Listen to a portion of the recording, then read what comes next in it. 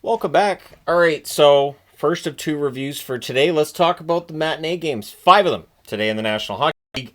And if you like goals, you might be happy, you might not. That being said, we'll go ahead and start things off.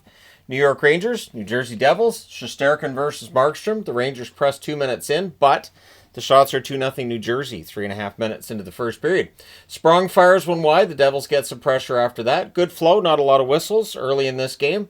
Nason's denied on a turnover. The Rangers press with 8 minutes left. Lafreniere's denied from the slot. Meyer has a net drive that's blocked.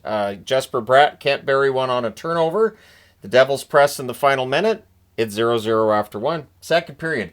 5 minutes in, there's only one shot on net. That belongs to the Rangers. We then get a power play for New York. There's a shorthanded rush chance for Bratt. That's denied. Zibanejad's then denied at the other end, and the Devils do finish the kill. Devils press at 8 minutes. Nason has a wrister that's held. We get a power play for New Jersey, and it takes 4 seconds to score. Timo Meier from Luke Hughes and Hischier at 10:56.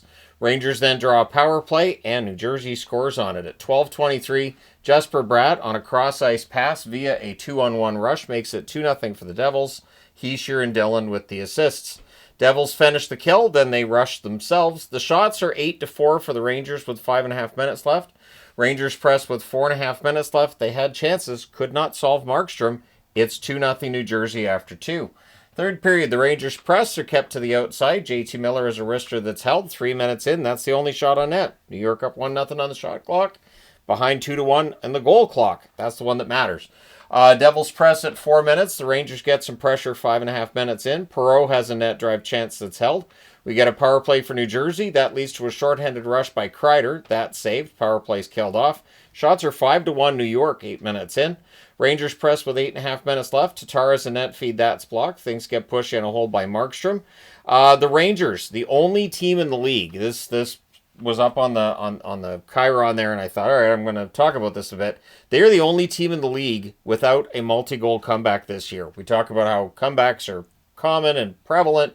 Not for the Rangers. Mercer has a rush chance that's blocked, and then Meyer buries one from the doorstep at 15:01. Casey and Mercer with the assists. Goalie pull happens with 4 minutes left because they're down by 3. At 16:12, Hischier hits the empty net from Jesper Bratt. New Jersey wins this one 4-0. The Tony the Tiger Magnet on the board. With the win, New Jersey 41-29-7.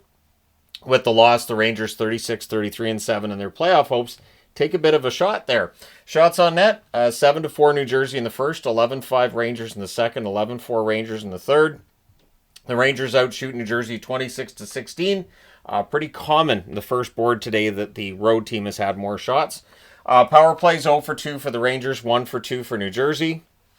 The hits are 24-21 for the Rangers. Shesterkin saves 12 out of 15. Markstrom saves all 26 shots for the shutout. All right, moving along. Next on the board, Florida and Ottawa. Bobrovsky versus Forsberg. Shots are 2-0 in favor of the Panthers, 5 minutes in. Teams trade turnovers. Amadio has a net drive that's saved. Boquist has a rush chance that's kicked aside. Good forechecking by the Panthers. It was really a standard Panthers game to this point. They're just not getting the goals into the net. Power play for Florida, that's killed off. Shots are 8-2 for the Panthers with 9 minutes left. And then at 11:21, on a pass from behind the net, Jake Sanderson scores. Pinto with that pass from behind the net. And on a turnover, it's become 1-0 for Ottawa. Sens then draw a power play, and they score on it. At 14:17, it's Batherson. It's a one-timer that went past the screen. Stützle and Cousins with the assists, so it's 2-0 for Ottawa. Sens look for another with 45 seconds left. Florida gets a power play. Things get pushy on a hold by Forsberg. It's 2-0 Ottawa after 2. Third period, we get 15 seconds of 4-on-4, so Florida doesn't score on that power play. Then there's a shorthanded fast break by Jesper Boquist. That's held. That power play is killed off. Everything's killed off during that, in other words. Panthers press at 3.5 minutes. Greer has a wrister that's held. We get some pushing there. As Forsberg's really becoming the story of this game. Anton Forsberg, fantastic game for him. Panthers press at 7 minutes. Jones is denied via a 2-on-1 rush. The team's trade rushes after that. Florida goes back to the power play. Reinhardt's denied. The Sens do kill that off. Pinto then has a screenshot. That's held. Shots are 12-3 for Florida with 5 minutes left. We get a power play for the Senators. That's killed off. The Panthers then do score, but it's waved off for a high stick. I didn't see any challenge on that, and so it's 2-0 Ottawa after 2.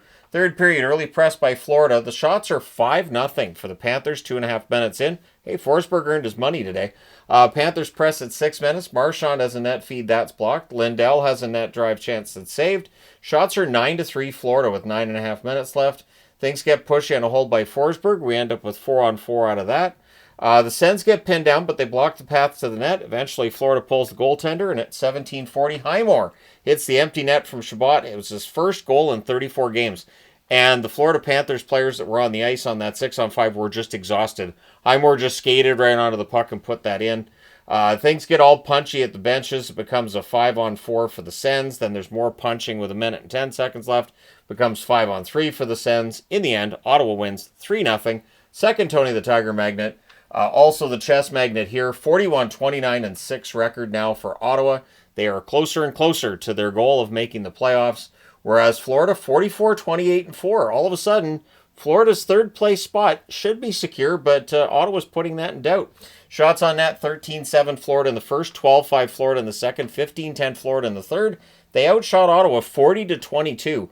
Power plays 0 for 3 for Florida, 1 for 5 for Ottawa. The hits, 55-31 for Florida. Bobrovsky, 19 saves on 21 shots. Forsberg, another example of a goaltender stealing a game here, saves all 40 shots for the shutout victory. All right, moving along. Pittsburgh and Dallas. Jarry versus DeSmith in this one. Early power play for Dallas. That's killed off. The Stars press after it's done. Pittsburgh then gets a turn, and they score on theirs. At 4:16, Crosby roofs one from the slot. Malkin and Letang with the assists. So we have a 1-0 lead for Pittsburgh. Shots are 5-2 Pittsburgh at 6.5 minutes, and it stays Pittsburgh's control until 10:43 on a net drive. Dodonov roofs one from in close. The assist to Beck and Bischel. Power play then for the Penguins. There's a shorthanded rush by Granlund that's held. It was a 2-on-1 rush that Dallas had. Power play's killed off. Penguins then press after that power play's done. Duchesne is denied twice back-to-back on a rush chance that he had. It's 1-1 after one.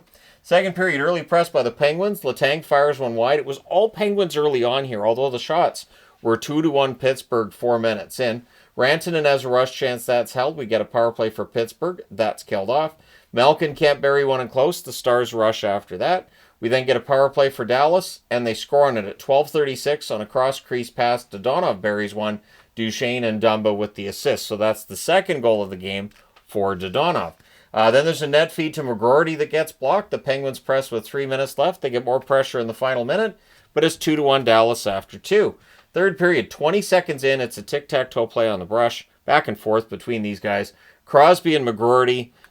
Crosby gets the goal from Rucker McGroarty. McGroarty's numbers in the AHL weren't great, but he's looked really good since being called up by Pittsburgh. Penguins press at 2 minutes. Then at 3:11, Dodonov gets the hat-trick goal. He backhands this one in close. Harley and Lyubushkin with the assists. Shots are 4-1 Penguins at 4 minutes. The Stars press at 5 minutes. There's a Beck rush chance is caught and held. And then at 8:49, Lyubushkin just turns the puck over. Rust buries it on a net feed from Crosby. All of a sudden, we are in a 3-3 tie. Penguins press with 7.5 minutes left. The shots are 15-6 Pittsburgh with 5 minutes left. And at 18:17, two of the Dallas players run into each other, and Pittsburgh makes it work. Lizotte scores from Heinen at 18:17, makes it 4-3, and really quieted down the Dallas crowd. Stars call a timeout. The goalie pull happens with 1 minute and 35 seconds left. And at 18:45, Crosby hits the empty net for his hat-trick goal. The assist to Connor Timmins. Pittsburgh wins 5-3 over Dallas. They go to 31-34-12 with the win. With the loss, Dallas 50-22-4. I'm fine with Dallas losing. I'm tired of them winning games that they probably shouldn't. I get nervous about that because, you might think, well, no, we're good. We don't even have to play all that well. We're winning. I want them to lose so that, maybe they reset a bit and start playing the full 60 minutes. Shots on net, Pittsburgh the whole way. 12-8 in the first, 11-6 in the second, 17-10 in the third. Final shots, 40-24 for Pittsburgh. Almost the same as Florida-Ottawa.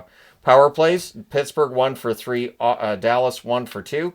The hits, 17-8 for Pittsburgh. Jarry saves 21 out of 24. DeSmith was very good. 35 saves on 39 shots. He had way too many shots against him. Dallas has got to be better. All right, next up. Anaheim and Vancouver. This game went kind of bonkers. Dostal versus Demko. Of course, I had to use the big skate magnets because I was like, hey, they were in the skate jersey. You gotta use those. Teams trade early rushes, and then at 121, Troy Terry goes post and in to open the scoring from Minchukov and Vetrano, and that was on the first shot. The Ducks look for another. Besser then has a backhand that's held. The Ducks press at 5 minutes. Shots are 6-5 Anaheim, 7 minutes into the period. Canucks press at 9 minutes, and at 9 minutes and 40 seconds, Elias Pettersson, the defenseman, the rookie, gets his first National Hockey League goal on a rush. Carlson and Forbert with the assists. It's nice to see Linus Carlson's production's been pretty good since the call-up as well. And then at 10:46, Hronek with one that deflects over Dostal's glove, makes it 2-1 Vancouver. Bluger with the assist. We then get a power play for the Canucks, and they score on it. At 11:32, Besser tips one top shelf. Hughes and Lecker-Mackey with the assists. And then at 13:25, on another power play, Canucks score again. This time it's Garland from Hughes and Besser. And just before we give up on the Canucks getting more goals, don't do that. 14:10, Joshua buries one in close. Sherwood and Marcus Pettersson with the assists. This is where the Ducks call the timeout, which I thought was 2 goals too late. I probably would have called the timeout at 3 goals. With these 5 goals over this short period of time, the Vancouver Canucks set a new team record. Didn't see that one coming today, and there it is. The Ducks would press with 2 minutes left. They played better the rest of the way, but they're down 5-1 after the first period. So I'm not taking a ton of notes because I don't know how many more goals we're going to see in this. Second period, early jump for the Canucks, but at 2:49, Zegras buries a rebound to make it 5-2. The assist to Gudas and McTavish. We then get a power play for the Ducks. That's killed off. Shots are 4-3 Anaheim halfway through the period. Zellweger has a screenshot. That's held. We get another power play for the Ducks, so Vancouver kills that one off as well. Pressure by Anaheim in the final minute. They had a good period of hockey. They only get 1 goal out of it. It's 5-2 Vancouver after 2. Third period. Vetrano can't bury one in close. DeBrusk then has a rush that's defended. Sasson looked to bank one in off Dostal. Doesn't work. Shots on net are 5-0 Anaheim at 3.5 minutes.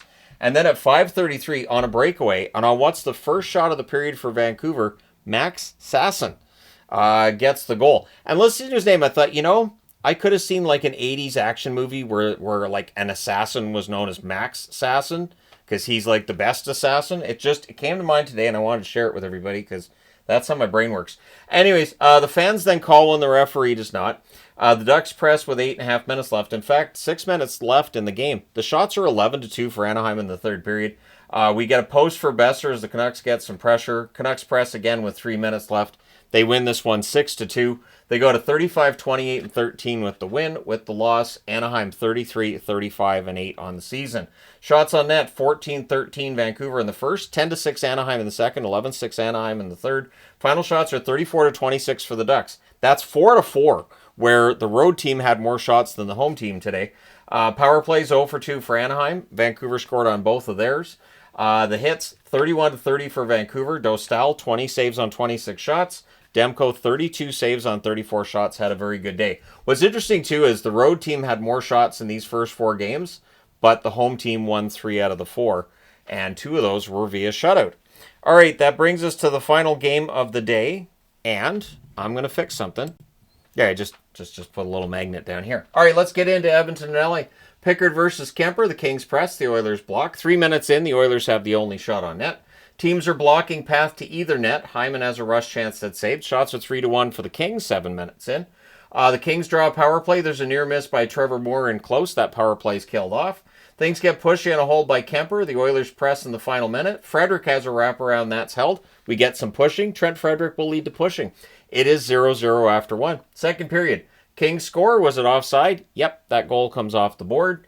LA presses to get that back. The shots are 2 apiece, 4.5 minutes into the period. The Kings press at 5.5 minutes. We get a power play for Edmonton. That's killed off. And then at 9:20, Fiala gets his 30th. He buries a rebound in close to make it 1-0 LA. Laferriere and Spence with the assists. Doughty has a screenshot that saved. Things get pushy on a hold by Kemper. Kings press with 5.5 minutes left, and at 16:08, Kuzmenko, who's really heated up since going to LA, he puts one top shelf from the right circle. Kempe and Doughty with the assists. It's 2-0 in favor of the Kings. 1:18 left. LA gets a power play. Things get pushed in a hold by Pickard. It's 2-0 LA after 2. Power play rolls over into the third period.